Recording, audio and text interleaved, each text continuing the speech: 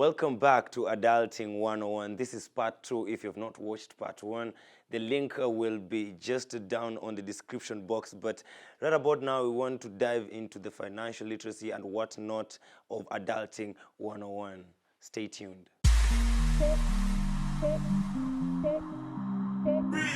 Adulting comes in with a lot of independence and responsibility. So how easy is it for you to meet the demands of paying bills and running your errands? Talking about bills, how do you make the right financial decisions for yourself? Or others that you connect with, be it your friends, colleagues, or loved ones. As you grow up, navigating life can be difficult, including relationships, and you might be wondering how to handle all this. This is the show where we talk about the dynamics of adulting and how young adults maneuver through it. Life has no manual. Ladies and gentlemen, boys and girls, my name is Powell Tower and this is Adulting 101. Good morning, my neighbor. How are you doing? Are you feeling okay? Welcome back to Adulting 101. I've had an amazing off-air moment with my live audience. And right about now, we want to get into that specific segment where we get to know them. I'll be asking you people questions. Are you ready? Now, there are two categories, all right? There is the life category and there's the general knowledge category. All right, we'll begin with the life category. I will randomly ask whoever has the mic to pick a number between 1 and 4. I will ask you that question and we'll get to know you as a young adult. Choose a number between 1 and 4. 3. 3. If you were to have a company offering insurance, what insurance will you take?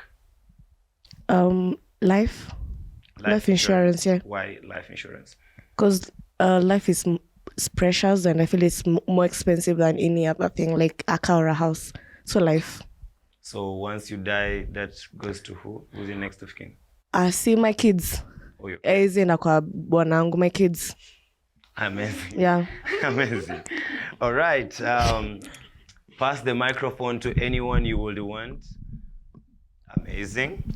Choose a number between 1 and 4, and 3 is gone. 1. 1.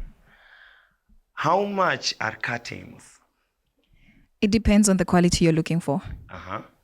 So it ranges anything from 20 bob, Pale Toy Market, Gikomba, and then you go somewhere into your 12,000s, in the 20,000s, depending on how prestigious your pocket is. Are you really a young adult? 20,000 on curtains. Maisha ni kujipanga. Amazing. Yeah. All right, let's move to the next person. Choose a number between 2 and 4. 4. 4. How long should you take to be financially stable after school? A maximum of 5 years. A maximum of 5. Why so? Because when I'm first employed, I have to start thinking about saving and then investing. You know, with no time, miaka 5 zimeisha. All right. Na nikuwe na kamtu pia. Na ukue na kamutu pia. That's amazing. Now, to the last question of this category. You don't have to choose the number. Give us your top 3 bill priorities. Top 3 bill priorities. How you've prioritized your bills. Number 1, 2, 3. Let's start with number 3. What would that be? Can I start with number 1? Okay, let's start with number 1. Let's start with number 1. Okay, as a young adult, at this point, I barely pay for most of my things, but I'd say what I prioritize is from number 3, I'd say Spotify, because I like music. Spotify, music, Then beauty products and such things, which is basic, but mi najipenda sana. And then number 1, rent, although I don't pay for it, but I make sure to pay it. You must Staki have kulala a nje. roof over your head. That's amazing. And that is us getting to know our audience. Now let's get to know their minds, their brains. General knowledge. You still have the mic. Choose a number between 1 and 4. 2. 2. Which part of the human body does not move? Which part of the human body does not move?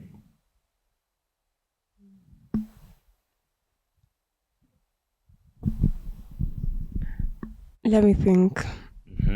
Wild guess.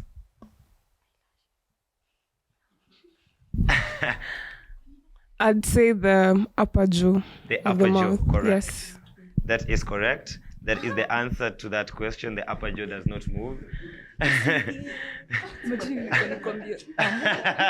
I know you're thinking, you the audience knew it. You the audience knew it. Did you at home know that? You can Google that, by the way. Your upper jaw does not move. Now, let's go back to the first person. Choose a number between 1 and 4. And 2 is gone. Number 1. Number 1. What year did Jomo Kenyatta die? Where? What year did Jomo Kenyatta die? Nilikuwa nimezaliwa kweli. Young adult. Yeah. I feel like 1990. Sana cheka nini wa? Yes. Acha basi nirudie. 1989. 1989. Yeah. That will be wrong. Anyone in the audience who would want to try that? Mko sawa? You trust my answer? Young adult, that was 1978. Allah. Let me have the third person. Now choose between 3 and 4. 4. 4. What is Thor's hammer called? Hey, me, I'm not even a boy. You're not even a boy. No. My director, these general knowledge questions, because there is a girl who says she's not a boy. She wouldn't know that. It was set by a girl. The questions were set by a girl. Okay, can you give me the first letter? M. Magnet. Magnet. Magnet, is that your final answer? Can we lock in magnet? You at home, do you know the name to that hammer? Anyone in the audience? Magnet is not the correct answer. I will leave it open. Go research it. Number 3, right? When did the airing of Tom and Jerry start? When did the airing of Tom and Jerry start? I'm not going to pretend to know the year. But was it before colored TV? Yes. Somewhere that time. So give me a range. In the 50s? That will be incorrect. I knew that. The correct answer is 1940. You were just a decade away, and that brings us. Sunipe points nusu. Nikupatie points here. Point nusu goes to our lovely audience, and that's the time I had for the trivia. Thank you so much. When we come back, we go straight ahead to the financial part of adulting. We would want to have a conversation about financial literacy, just because it has been one of the highlighted segment part of this talk show today. So when we come back, with me in studio is a young gentleman, an entrepreneur, someone who will give us more on how he has been a young adult surviving in these economic times. Stay tuned.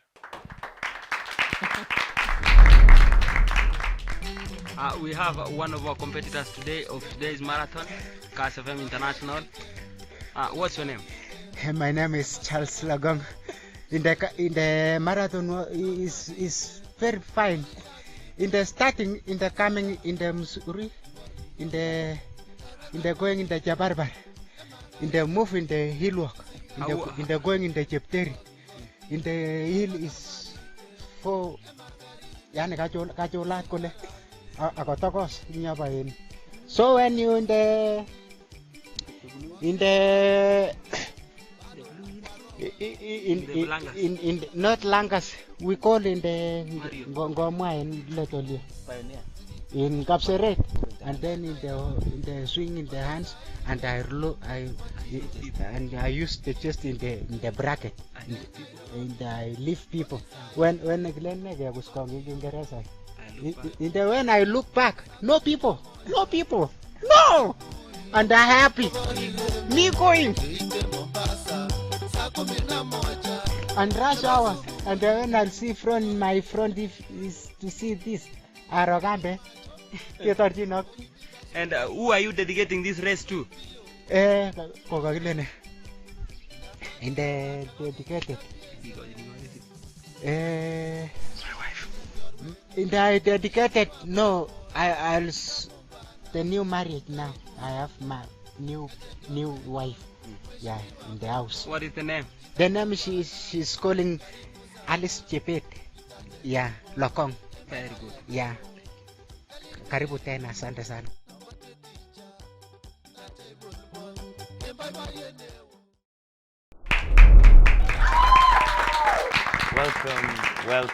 Welcome back to Adulting 101. Now, this is the segment where we talk about money, financial literacy. The meaning of financial literacy is actually the beginning of your relationship with money. So what is this? It's all about investing, saving. So with me in studio is a young man, young adult, actually whose name means money. So without further ado, help me welcome Mr. Arnold Feather in the studio. He is an amazing guy. I've known him as a student leader in the university. So I would want you people to know him how he wants you to know him. Welcome to the show. Thank you very much for having me, Tawa. Who is Feather? Who is Mr. Feather? There are very many aspects in which I can describe myself. I don't know which particular one you want me to talk about. Talk about what you do with money. I see you do a lot of things. You're in the tourism sector. What exactly do you do with money? One thing, as a young adult, I'm really trying to find a way into making myself get to be financially stable. So when it comes to making money, I try and make money from so many scopes because I don't really have a stable income that I can say gives me money at the end of every month or do something. But aside from class, there are certain things that I do that... So you're also still a student? Yeah. And you don't have one source of income?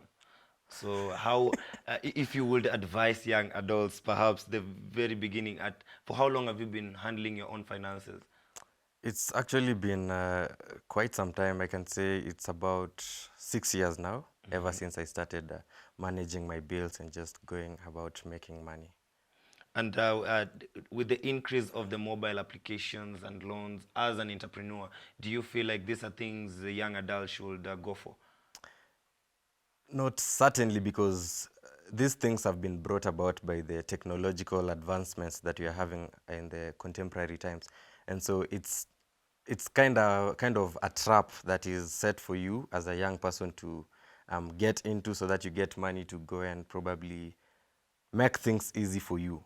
But that is not the money that you actually have earned hard, that which you can use for investments, because just like you said, it's something that you get to access from the app. Yes. And the kind of decisions that you're going to make out of that is not really that which is to be in the long run profitable to you. So most of the young people nowadays just want money to probably make things easy for them. People want to buy iPhones, people want to own big cars, people want to probably fuel for their parents' vehicles and take their girlfriends and boyfriends out. So, which by all means is part of adulting. Yeah, yeah, exactly. So how would you advise them to manage their finances? We've talked before earlier with the specialist here and experts that really wanted us to know the value of maybe budgeting. So how do you manage finances? How can you advise a young adult out there listening to you? This is how I need to manage myself so that I don't get into loans and debts and yeah. One thing that is very important that most young people don't do right now is budgeting, because whenever you get to budget for your finances, it becomes easy for you to go about spending, because you won't be caught up in situations whereby you get to enter a mall or any place with attractive stuff, and then you just say, I want to buy this. The decisions are not going to come up that way, because then if you're staying alone, you'll have to budget for your rent, you'll have to budget for your electricity bills, you'll have to budget for the food that you're going to consume over this period of time. So when you budget, it becomes easy to manage your bills. But then when you fail to do that, it becomes overwhelming, and that's where you find most people, the payday is like 1st of, let me say 28th of February. By 10th of March, they already broke because they got to manage their finances not so good in a way because it was not budgeted for.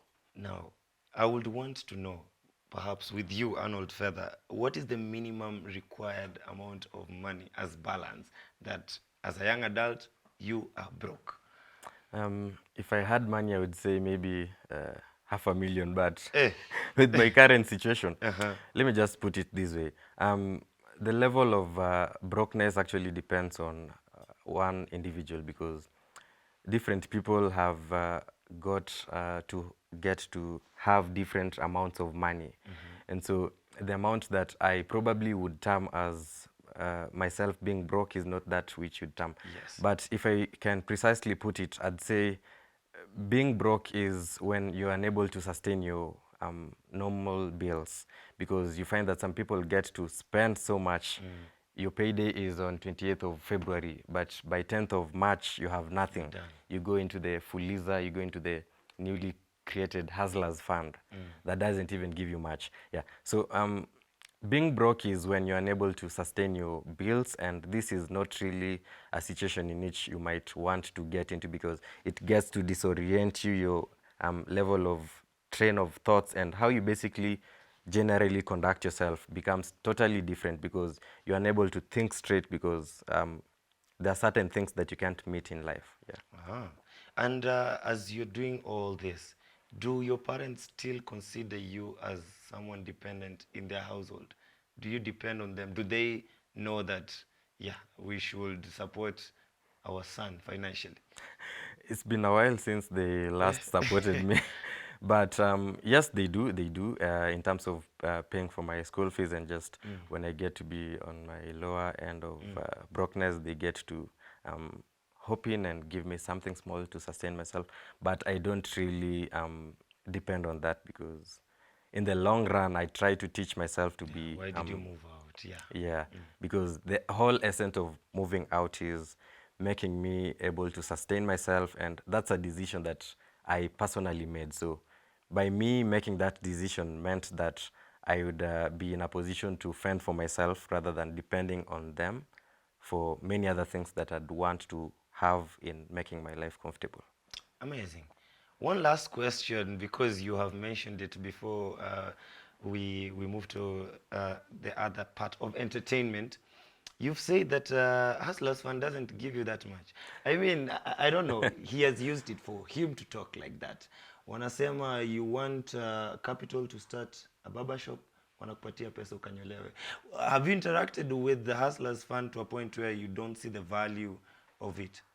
I didn't say that it has no value, but what I can say is that you can use the money to build yourself, but that is if you use it wisely. Because I remember 2 days ago, I met a friend of mine who just acquired the money so that he can go and have lunch and just enjoy some good times with the friends. But that is not really a sane decision to make when you look at what the Hustlers Fund was actually created for, because this is money that is supposed to help you gain some level of profit that can help you sustain yourself over some period of time, or even grow your business so that you can be independent. But now if you use it for a different kind of a purpose, it becomes shaky. Absolutely. Thank you so much, Mr. Arnold Feather. Feather means money. Pesa kwa wingi. Pesa kwa wingi. Anyway, that's what we had for you on the financial literacy part. When we come back, this amazing instrumentalist is going to rock your ears like never before. Stay tuned.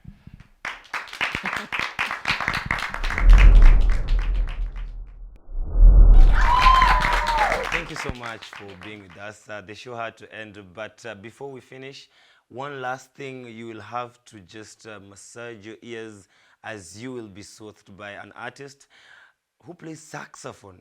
Very rare you'll find a young adult doing saxophone, nakonga ya wazee and everything, but he is also a psychologist. So with that said, follow the conversation on our social, on Twitter and Instagram at Outspoken Tower if you want to see more of this. And Adulting 101 is the place to be. Enjoy.